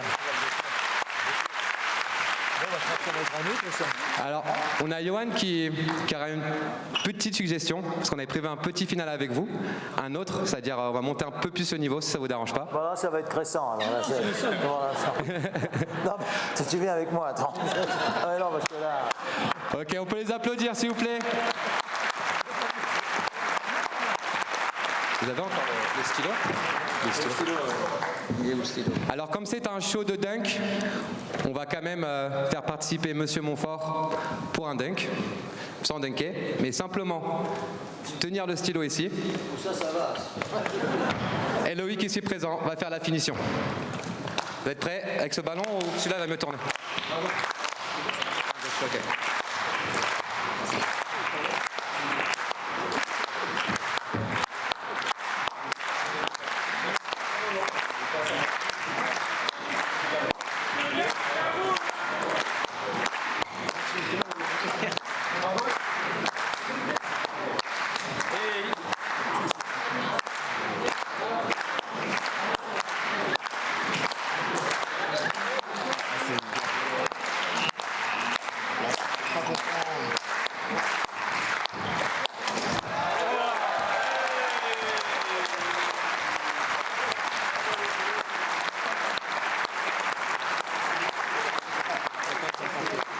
Un maximum de bruit pour Nelson Montfort qui a joué le jeu, c'est merveilleux. Les gars, un maximum de bruit pour la Team Fly, meilleur dunker de France. C'est une fierté de les avoir. Et merci à vous, Auxerre.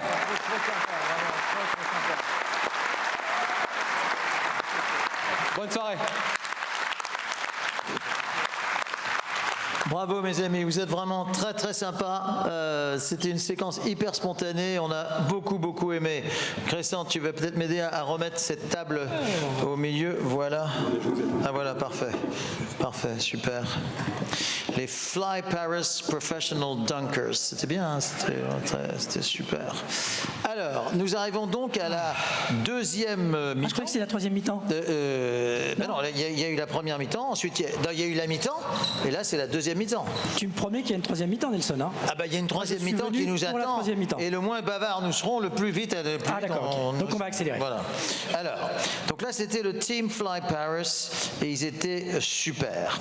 Alors on va continuer maintenant avec du sport. Alors ça c'est un sport qui nous est tous très cher. C'est le roi, on peut dire c'est le roi des sports olympiques. Alors, je pense qu'on peut dire ça. C'est le sport antique olympique, c'est l'athlétisme. Tout à fait. Et il va y avoir du nouveau en ce qui concerne l'athlétisme à Auxerre cette année.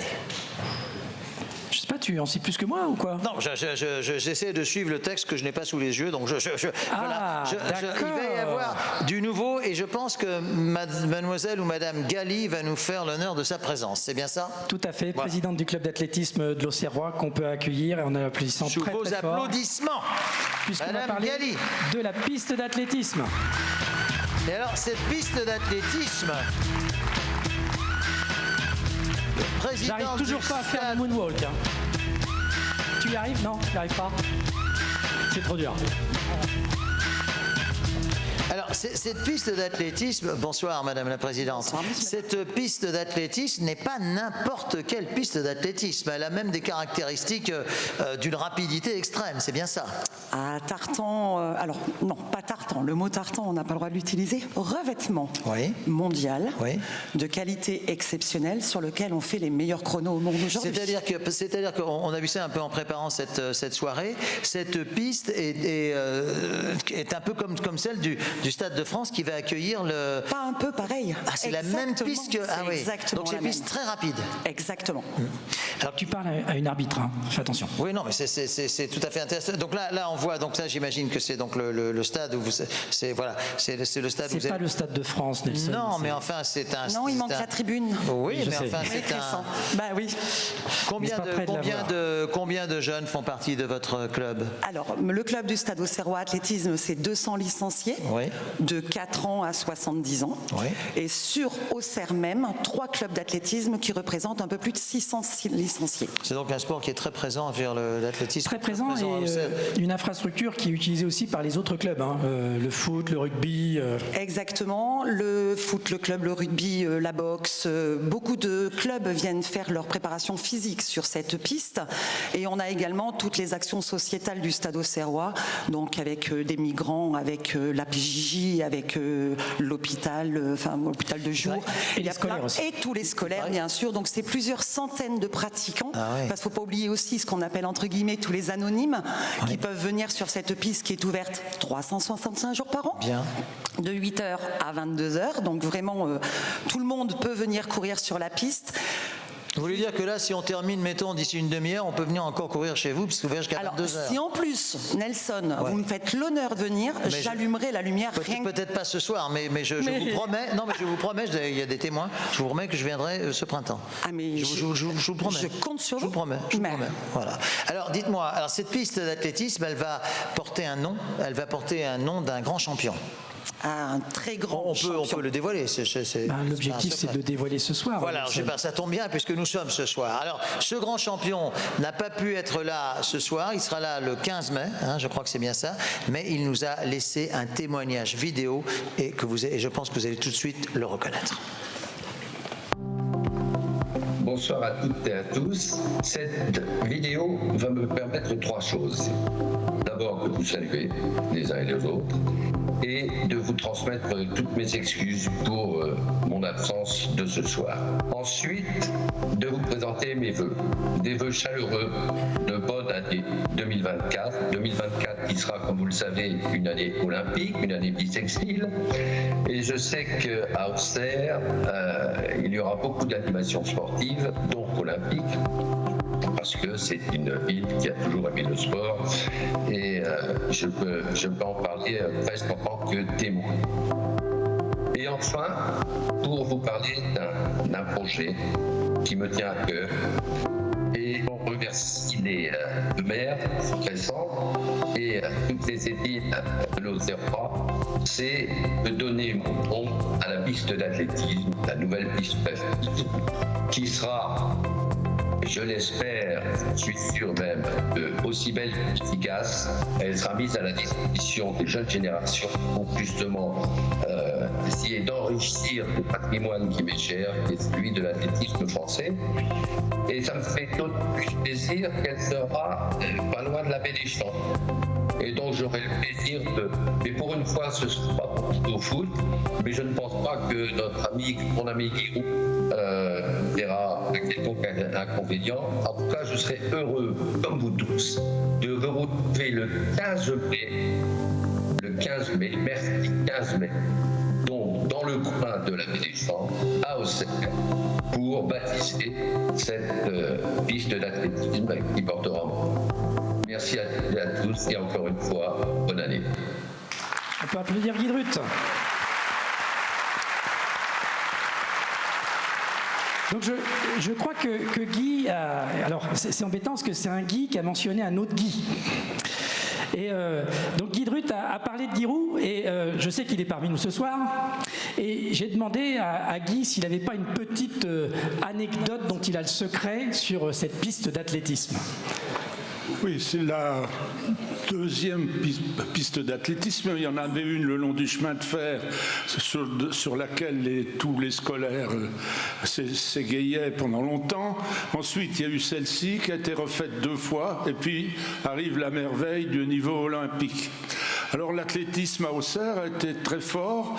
Il y avait dans les années 50 des membres de l'équipe de France de demi-fond, Aloisio par exemple. Ensuite, il y a Jean-Louis Benoît. Alors Jean-Louis Benoît, c'était un pupille de la GIA, il avait 13 ans, et M. Norland, qui était l'historique entraîneur d'athlétisme, qui avait fait les Jeux Olympiques d'avant je ne sais plus quelle guerre, m'a dit, écoute, il est très très bon, tu devrais me le donner, je vais en faire un champion. Il en a fait un champion. Jean-Louis Benoît a été champion de France du 1500 mètres, et on verra si on en ressortira un nouveau. Parmi les centaines d'athlètes que je vois autour des stades le soir, je demandais à ma voisine qui en est une si le fait d'avoir une piste pareille allait transformer les coureurs de footing des routes en champions d'athlétisme réel. Alors, je crois que tu m'as dit que c'était vraiment le sport amateur à l'époque, et quand il a été champion de France, il travaillait dans une entreprise auxerroise, c'est ça? Oui, Jean-Louis Benoît travaillait chez Fruhoff, et quand il a été champion de France du 1500, il était invité à un grand prix dans la banlieue parisienne avec un 1500 mètres mondial, il y avait les Kenyans, etc. Et il a travaillé plus tôt le matin, 5 heures du matin, il a fait vers midi, il est parti en voiture jusqu'à Paris, et il a couru le 1500 mètres le soir. Il n'a pas été lâché, il a terminé, je ne sais pas le document, mais il a fait une course remarquable. Tout l'esprit de l'olympisme. Merci beaucoup Guy d'être parmi nous ce soir. Eh bien, en tout cas, voilà, c'est un bel héritage, ça. C'est un bel héritage dont vous êtes, j'imagine, consciente. Évidemment. Alors, pas auxerroise de naissance, mais quand on parle d'Auxerre, on parle évidemment de Guy Roux, forcément. Et du coureur qu'il a cité. De toute façon, Guy, pour l'avoir côtoyé dans différentes manifestations, ne s'intéresse pas qu'au football, il s'intéresse à tous les sports, et puis il s'intéresse même à l'évolution de la société. Nous sommes très heureux de l'avoir. Et aux jeunes dans le sport. Absolument, oui. Et aux jeunes dans le sport. Très heureux de l'avoir ce soir en notre compagnie. C'est sympa d'être là, Guy, merci. Alors, oui, on peut effectivement l'applaudir. Merci, Madame Galli. Vous pouvez rejoindre votre... Merci beaucoup. Pense que les dirigeantes, pour rejoindre votre parmi place. Nous, là, il y a encore un petit peu de place. Voilà, à côté de Lola, par exemple, ce serait parfait, ça. Voilà. Alors, nous poursuivons, mon cher Crescent, avec... Alors, là, il va falloir que... Parce que ce site, tout le monde le connaît. On le voit quand même de loin, de très très loin. Mais ce site, il va être... Il va être détruit, je ne sais pas s'il faut dire ça. Il va être remplacé, je ne sais pas, la démolition du silo Batardeau. Que va-t-il se passer? What is going to happen? I can't answer. What is going to happen? Silo Batardeau, c'est vraiment un projet un peu plus global. C'est le projet Batardeau-Montardouin. C'est un quartier d'environ 17 hectares sur lequel on veut repenser ce que peut être l'aménagement urbain en intégrant les enjeux de la transition écologique. Parce que je pense que pour des territoires comme les nôtres, on a une qualité de vie, on a un cadre de vie, il faut qu'on arrive à le préserver, à le valoriser. Et c'est ce qu'on veut faire à travers ce quartier sur lequel il y a 2 friches industrielles. Donc l'enjeu, c'est de dépolluer ces friches industrielles, c'est de désimperméabiliser les sols. On voit bien qu'il y a des phénomènes de ruissellement, donc on voit des zones qui commencent à être exposées à des inondations alors qu'elles n'avaient jamais été inondées. Donc on veut essayer de travailler sur la désimperméabilisation et également travailler sur ce parcours de résidentialisation en offrant tout type de logement, une mixité avec des activités commerciales, des activités de services, des activités culturelles ou touristiques. Et donc un des premiers emblèmes de l'aménagement de ce quartier, c'est le site des silos du Batardeau. Donc ces 3 silos sur lesquels un des 3 malheureusement donne des signes de faiblesse, donc c'est celui où il y a la fresque. Donc ça, normalement, 2e semestre 2024, on va démolir ce silo. Et pendant cette partie de démolition, on va faire des études de structure sur les 2 autres pour voir s'il est possible de les réhabiliter et de les réaménager. Donc ces études nous permettront de savoir si on peut y faire des logements, si on peut y faire des bureaux, si on peut y envisager un rooftop. Donc tu peux traduire ça rooftop, Nelson, s'il te plaît? C'est un toit, tout simplement. Ah d'accord. Rooftop, oui, donc je pensais que c'était mieux qu'un toit. En tout cas, non, rooftop, c'est... L'objectif, c'est d'y faire un lieu de vie. R-O-O-F-T-O-P. Rooftop. Non, c'est en golf, ça, non, le roof. Rooftop. Non. Ah, d'accord. Je radote, rooftop. Donc c'est différent. C'est un rooftop. Je parle comme Chevalier Las Palais. Alors. Faut que je me laisse pousser la barbe. Alors. C'est un rooftop, comme dit très bien Nelson, sur lequel on veut y faire un lieu de vie. Et l'intérêt de ce rooftop, je répète, rooftop, c'est d'y permettre d'avoir une vue panoramique, donc à la fois sur la campagne ou sur la ville historique d'Auxerre. Donc vraiment un lieu emblématique. Ça n'existe pas en Bourgogne, donc on serait vraiment une première, à la fois sur le rooftop, mais également sur la réhabilitation de silos. Je pense que ce serait une première française si on arrivait à réhabiliter à l'intérieur des silos en logement ou en bureau. En tout cas, c'est cette étude qui va le permettre. C'est un projet très ambitieux parce que sur la question de la transition écologique, on va également travailler sur l'énergie. On voit bien que c'est quelque chose de compliqué. Ça a un coût, ça commence à peser dans le budget des ménages. Donc il y a des questions de souveraineté. Donc on veut travailler sur une innovation qui s'articule autour d'un réseau de chaleur, si possible alimenté par les déchets de l'Auxerrois. Donc vraiment dans cet esprit d'économie circulaire. Un réseau de chaleur décarboné avec une unité de cogénération, c'est-à-dire on va faire à la fois de la chaleur pour les habitants et le surplus de cette chaleur, on va l'utiliser pour produire de l'électricité qui devrait permettre à ce quartier d'être autonome en énergie. Donc vraiment, ça c'est vraiment une très belle ambition. On va aller plus loin, on va travailler aussi sur la gestion des eaux, donc qu'elles soient les eaux pluviales, les eaux usées, l'eau potable également, donc vraiment travailler tout le cycle de vie de l'eau.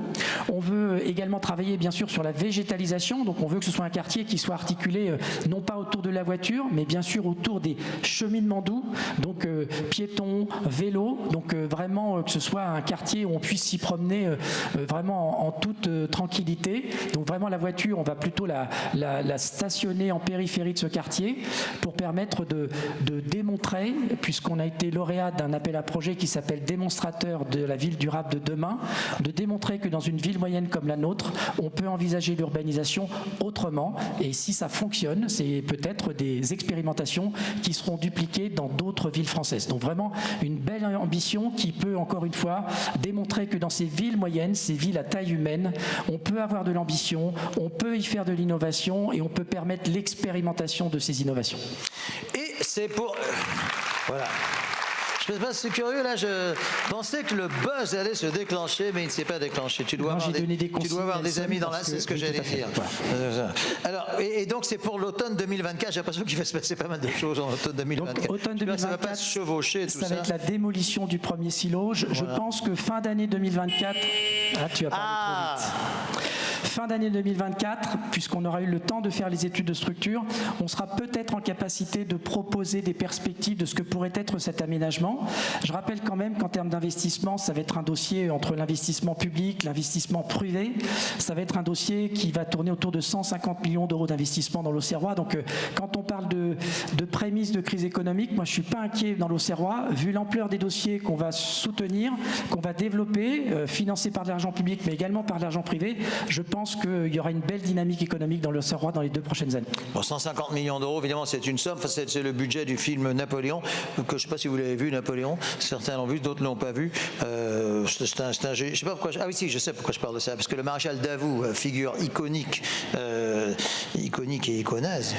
Iconaise, tout à fait, oui. Voilà, eh bien, bizarrement, il n'apparaît pas dans ce film. Donc c'est un mauvais film. Voilà. Voilà. Alors, nous avons. Oui, non, mais là, j'avoue que c'est vrai que tu l'as cherché, Nelson. Nous sortons considérablement de ce compte. De toute façon, j'arrive pas trop à lire, je vois pas grand-chose. C'est beaucoup mieux comme ça. Alors, présentation du projet numéro 6, livraison d'Auxerre Expo. Mais où sommes-nous? Where are we? Nous sommes à Auxerre Expo. Donc nous allons être livrés, si je comprends bien. Il y a la livraison d'Auxerre Expo. Oui, c'est pour ça que je sors un peu du texte. Livraison d'Auxerre Expo, ça ne veut pas dire grand-chose, parce que nous sommes à Auxerre Expo. Alors à qui allons-nous être livrés? J'espère pas aux barbares. Qu'est-ce qui va se passer? Qu'est-ce qui va se passer, mon cher? Christian, tu m'as dit que je pouvais te taquiner, je m'enfonce dans... Voilà, alors. Non, mais Auxerre Expo, c'est aussi encore une l'affichage de l'ambition qu'on a sur le développement touristique du territoire, puisque on a une stratégie de développement touristique, donc on en parlera entre autres dans le projet de l'abbaye Saint-Germain. Là, c'est essayer de compléter cette offre à travers ce qu'on appelle le tourisme d'affaires. Et on a la chance d'avoir un parc des expositions. On a un espace, donc là c'est la grande salle où on peut y faire des salons, des choses comme ça. On a l'espace restauration, et puis on a l'espace 1000 qui actuellement est ce qu'on pourrait appeler un hangar. C'est pas chauffé, c'est pas isolé, c'est pas fonctionnel. Donc l'objectif, c'est d'aménager cet espace 1000 pour le rendre modulable et envisager d'accueillir des séminaires professionnels. Donc ce qui permettrait à la fois d'avoir une offre touristique plutôt orientée sur les particuliers qui vont se concentrer plutôt sur les vacances et les week-ends, et essayer de développer ce tourisme d'affaires, ces séminaires professionnels qui se dérouleraient plutôt en semaine. Donc ça amènerait une complémentarité et une certaine dynamique pour les acteurs du tourisme. Donc je pense principalement aux restaurants, aux hôteliers, pour que justement ils aient de l'activité toute l'année et toute la semaine. C'est un projet assez conséquent, c'est 1,5 million d'euros, où on va beaucoup travailler sur l'efficacité énergétique puisque c'est un bâtiment qui n'est pas isolé. On va travailler sur sa modularité pour que dans le cadre de séminaires, on puisse aménager des petites salles pour y faire des workshops, encore une fois en anglais, tu as vu, je m'améliore, Nelson, et permettre justement l'accueil d'entreprises, l'accueil de séminaires, l'accueil de salons. Je sais que l'Auxerrois est un territoire plutôt prisé puisqu'on a la chance d'avoir à la fois le no-tourisme, on a également le slow tourisme avec la rivière et le canal du Nivernais.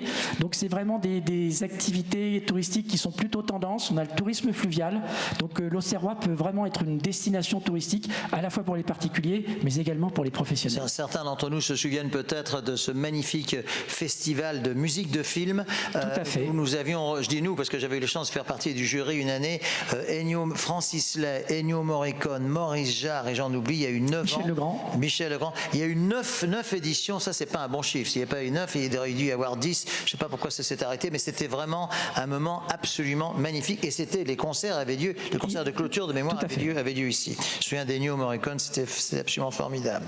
Alors, donc ça concerne Auxerre Expo. Et alors nous retrouvons les séquences sportives, là, Crescent, si tu le veux bien, avec Paris-Nice.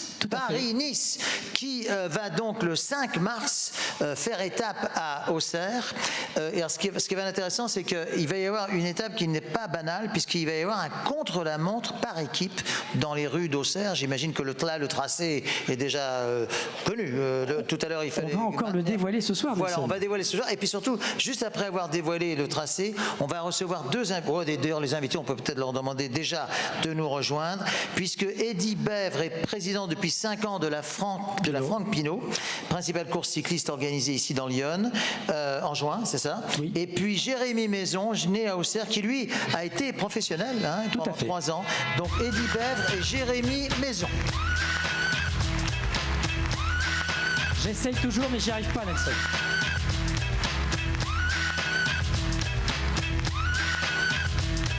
Alors,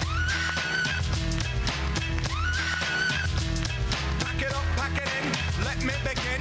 I came to win, battle me, that's a sin. I won't ever slack up, punk, you better back up. Try and play the role and you're the whole crew will act up. Get up, stand up, come on, throw your hands up if you got the feeling. Bonsoir Eddy, bonsoir Jérémy.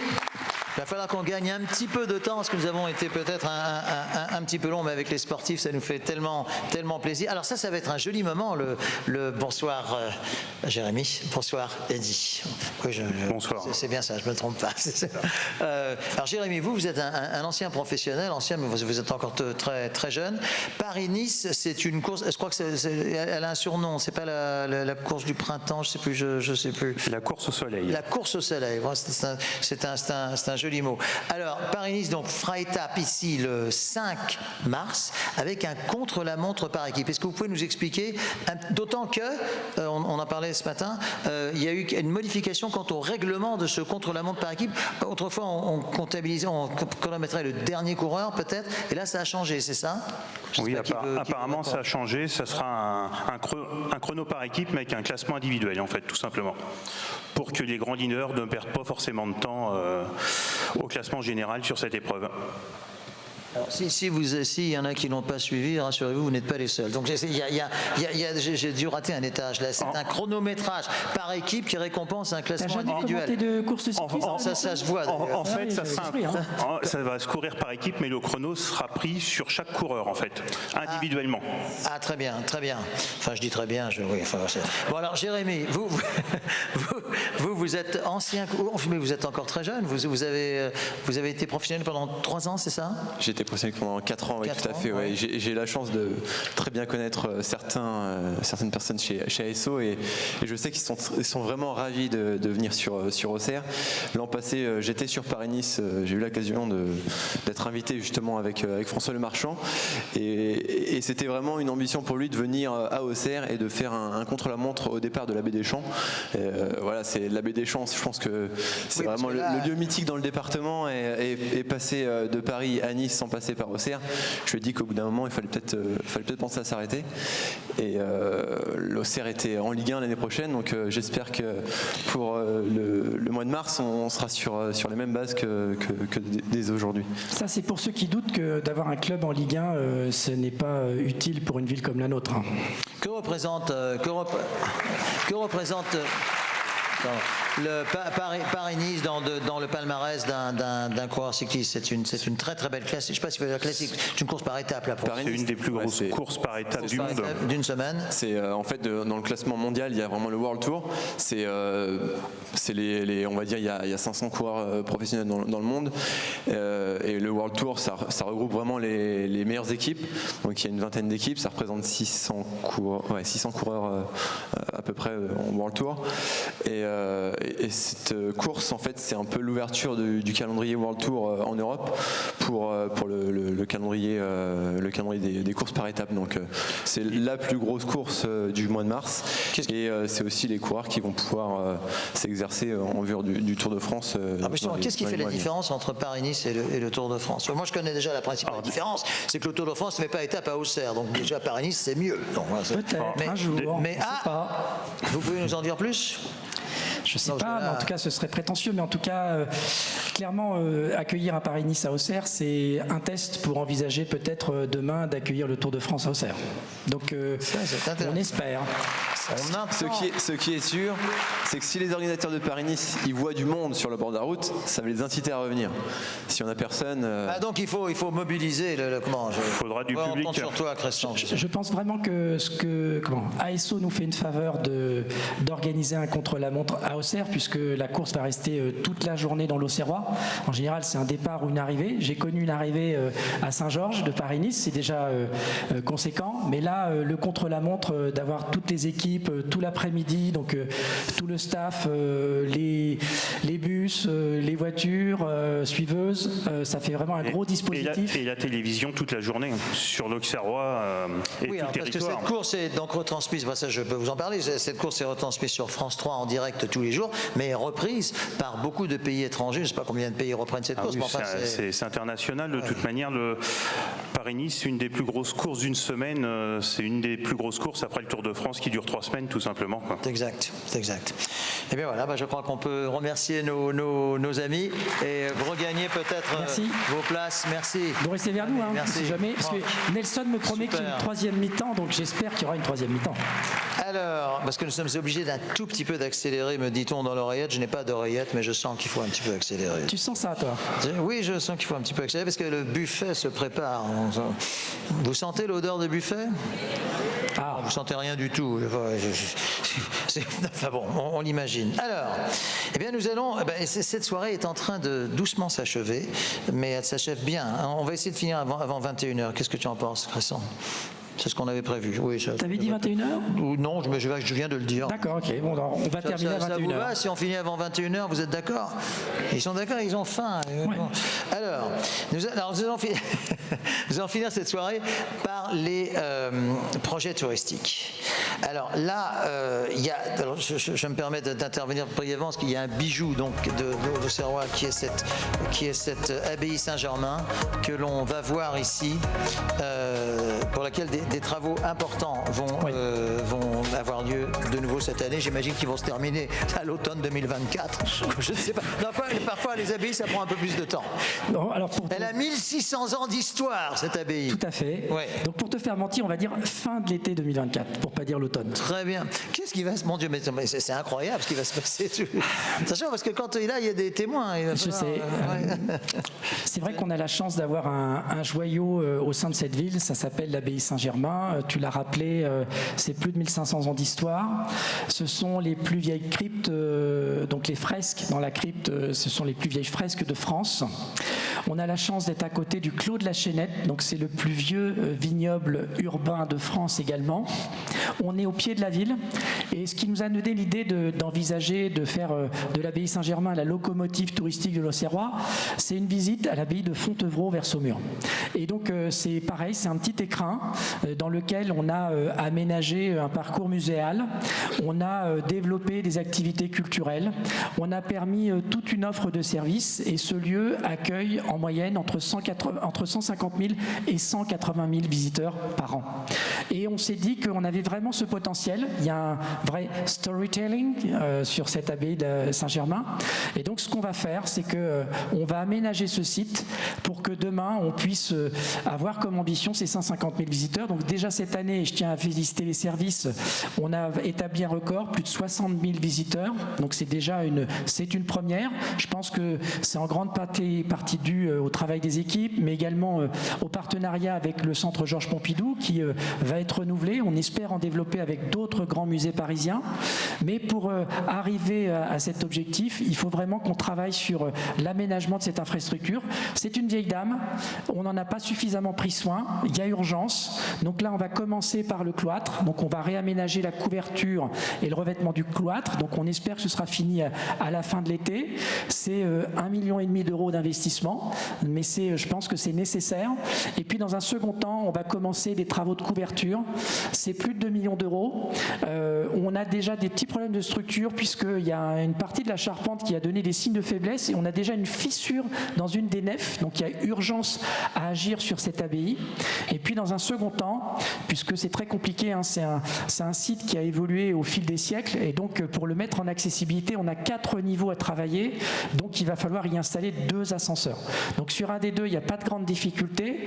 Sur le deuxième, ça va être un petit peu plus technique puisque faut pas qu'il soit trop visible dans cette fameuse skyline, donc la vue panoramique de la ville, je traduis, pour que ça s'intègre dans cette vue panoramique sans trop dénaturer l'histoire de ce site. Donc il y a un vrai enjeu. On travaillera le parcours muséal, on travaillera les animations culturelles, on veut y développer des résidences d'artistes, peut-être des expositions sur les espaces extérieurs. On s'est aperçu qu'il y avait des très beaux espaces. On a pu essayer de développer entre autres le forum des associations. Ça marche très bien, donc les gens, ça plaît beaucoup. On a racheté le foncier, donc c'est très important dans ces projets au long cours de maîtriser le foncier dès le début de l'opération pour pas être soumis à des spéculations ou à des gens qui pourraient empêcher la mise en œuvre de ce projet-là, pour ensuite y aménager peut-être un restaurant, peut-être un hôtel, peut-être des logements, vraiment pour justement arriver à cette ambition de 150 000 visiteurs par an, parce que vraiment c'est ce qui permettrait de doper le territoire et vraiment démontrer que l'Auxerrois a des vrais atouts et peut jouer dans la cour des grands des destinations touristiques de Bourgogne-Franche-Comté. Alors je ne sais pas s'il y aura 150 000 visiteurs entre le 2 et le 5 avril prochain, mais sachez que se dérouleront les conversations de l'abbaye, où il y aura toute une série d'auteurs, d'écrivains qui viendront dans le cadre... C'est intéressé ça, Nelson, ce que tu nous dis. Comment ? C'est intéressé ça, non ?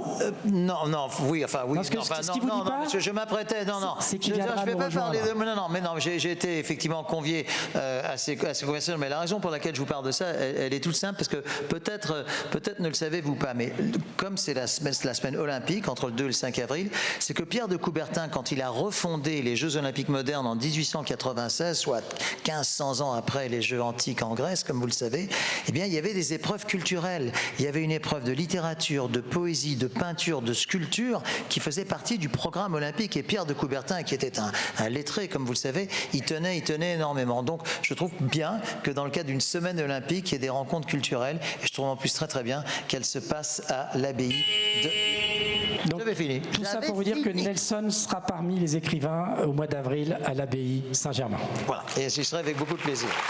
D'ailleurs, mais ce n'est pas... D'ailleurs, Thierry Créter est ici dans la salle, qui fait partie des équipes dont tu parlais.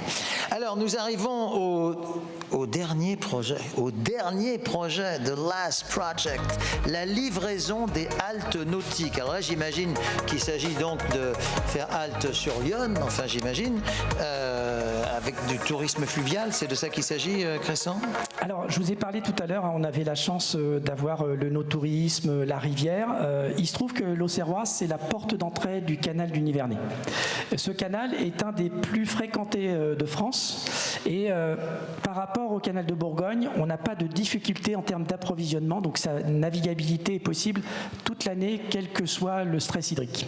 Donc c'est un vrai atout, donc on pense que ce canal a un vrai potentiel.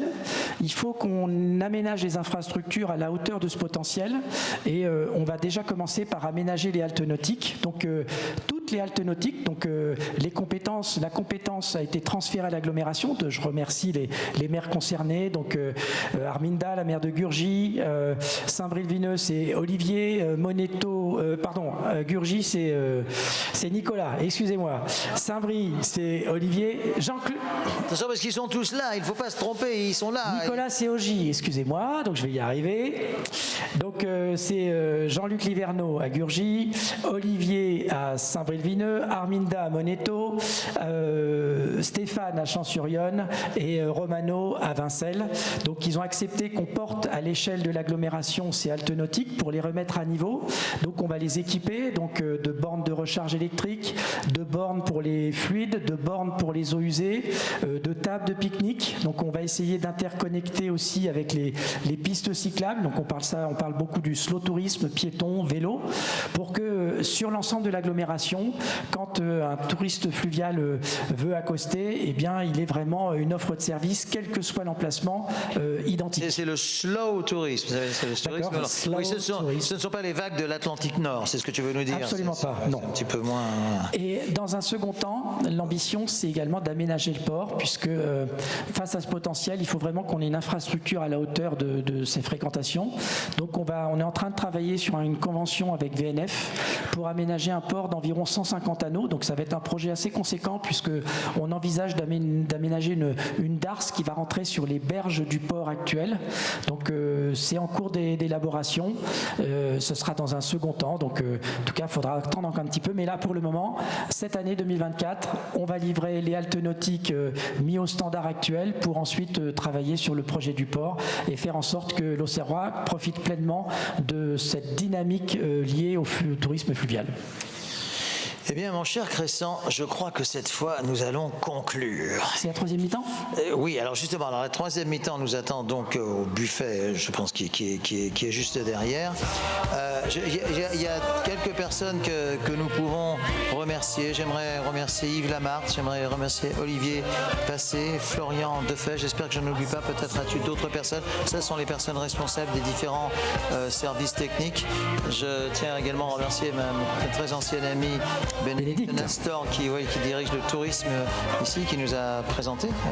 Donc voilà, c'était une très belle... Mais j'imagine que toi, tu as quelques mots de conclusion. En tout cas, en ce qui me concerne, c'était un vrai bonheur de passer cette soirée avec vous. Voilà. Alors, je voudrais juste, avant de conclure, donc on va faire la troisième mi-temps parce que tu me l'as promis, donc j'espère qu'on va la faire. Je crois que tout le monde l'attend. Ça va se passer derrière la scène. Vous verrez, donc il y aura 2 bornes à selfie pour essayer de mémoriser, de rendre un peu ce moment mémorable. Il y aura la mascotte de la GIA qui sera parmi nous. Vous aurez aussi un stand avec la présentation d'une nouvelle application, c'est Auxerre et moi. Donc on vous expliquera un petit peu cette nouvelle application. Je sais qu'elle a déjà été téléchargée une centaine de fois. Vous pourrez y trouver par exemple le lien pour l'application Flexibus. C'est vraiment ce que peut apporter la technologie, encore une fois, à travers la relation citoyenne. Donc il y a de l'intelligence artificielle dans cette application, puisque lorsque vous verrez quelque chose dans l'espace public, vous aurez qu'à le photographier, à l'envoyer à travers cette application, et ensuite vous rentrerez en contact avec les services de l'agglomération, et en fonction de ce que vous aurez constaté, vous aurez des réponses, on traitera et vous serez accompagné. Donc je pense pense que c'est une vraie évolution. Donc on vous expliquera ça tout à l'heure pendant la troisième mi-temps. Je voudrais également, comme tu l'as fait Nelson, remercier tous ceux qui ont contribué à cette soirée parce que on a fait ça dans un délai relativement contraint, c'est en quelques semaines. Donc je voulais vous féliciter. Je ne veux pas citer de nom parce qu'on a été très nombreux à collaborer. Donc les services Sabrina, la technique. Expo, les services de la com, les services de la logistique, les services du cabinet, les services de la culture aussi, l'administration, parce qu'on a essayé de recenser beaucoup d'éléments chiffrés, même si certains nous y ont aidés toute la soirée. Et j'aimerais encore une fois vous remercier de votre présence nombreuse. C'est un vrai encouragement à continuer à transformer et à dynamiser ce territoire pour le rendre enfin attractif. Vous l'avez vu, il y a des gens qui en sont conscients, ils viennent de loin vous le dire, le confirmer, le partager avec vous. Et pour ce faire, je vous souhaite une très belle année 2024 et vive l'Auxerrois. Merci à vous.